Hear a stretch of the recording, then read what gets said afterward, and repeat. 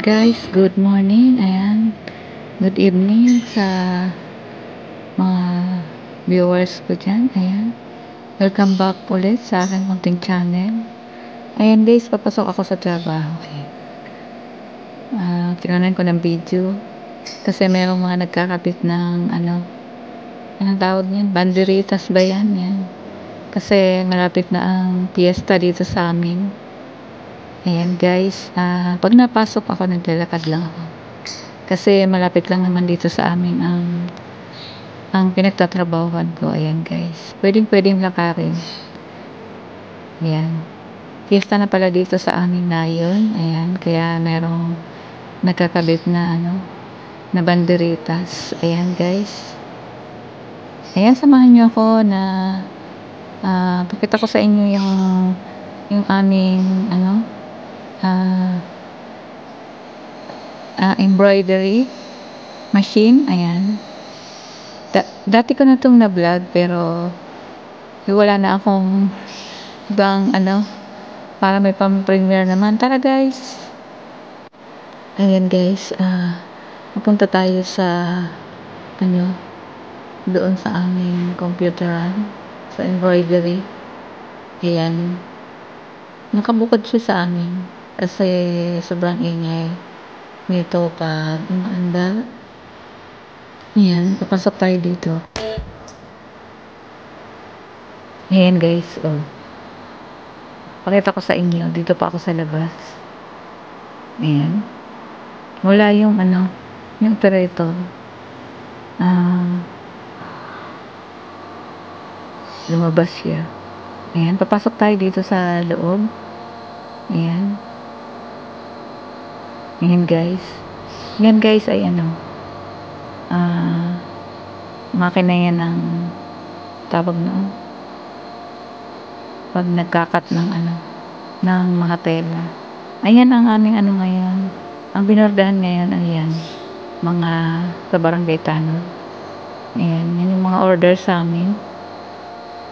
Ayan guys, ito yung loob ng aming computeran ng embroidery.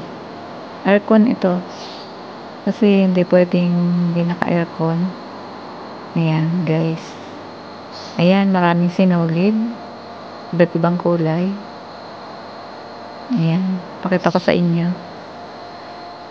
Ayan guys, lahat ng kulay ng sinulid nandyan. Ayan, ayan yung monitor. Ayan, naka-ready na yung bubordahan. Ayan, yung harap yan ng sombrero. Ayan, nakalatag na dyan. Ayan guys, ganyan ang ginagawa ng operator namin dito. Ayan, naka-ready na yung yung harap ng sombrero. Para pag pinindot niya na lang yun, aandar na. Mag-embroidery na siya. Ayan, ikot ko muna kayo. Ayan guys, kailangang malinis dito sa loob. Ayan, ayan, iikot ko kayo dito sa aming embroidery. Ayan, at habang nasa labas yung operator, nagsalisi ako dito mag video. Ayan, alam mo naman si Bams 2.0, para-paraan niya. Ayan na siya. Ayan, nandito na yung yung operator. Ayan guys, tingnan natin kung ano yung ginagawa niya. Ayan, pakita namin sa inyo. Ayan guys, iba na naman yung nakasalang. Ayan, ni-prepare niya yung yung mga tela. Ayan, buo ng sombrero yan, pambata. Ayan, naayos niya ng higit. Iniipitan niya para hindi gumalaw yung tela pag umandar na yung machine. Ayan guys, madali lang. Kasi, ano, maraming salang to. Isang ano mo lang. Marami nang nakasalang. Hindi tulad nung sa dating embroidery namin na mano-mano lang na makina. Isang salang mo lang, isang ano, sombrero.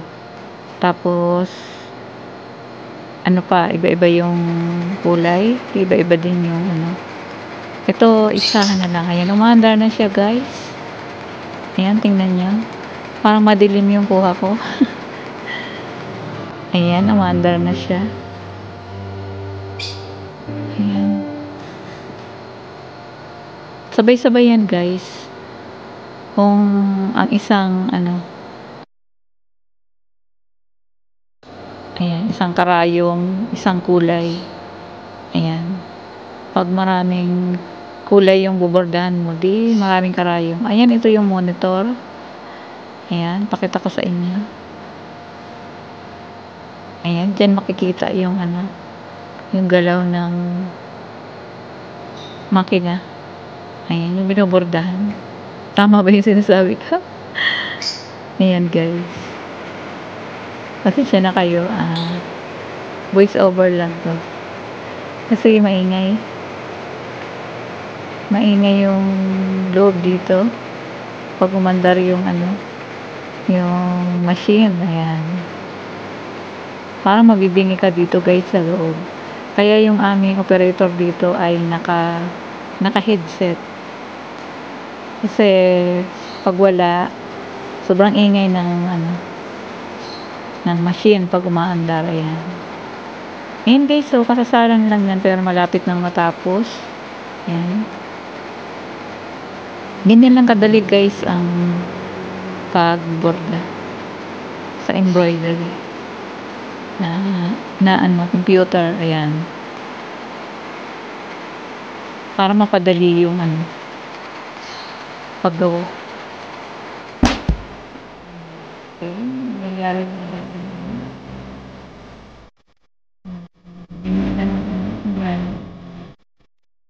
Yan lang pa guys. Pag nagtututo dito, mahal na. Pag nag-order ka sa akin na dito papubordahan sa computer, mahal. Palabas na ako. Hindi na ako tatagal at baka ako pagalitan. Ayan. Dito ako na ako sa labas ng buha ng yun. Ayan yung ano ko rin video.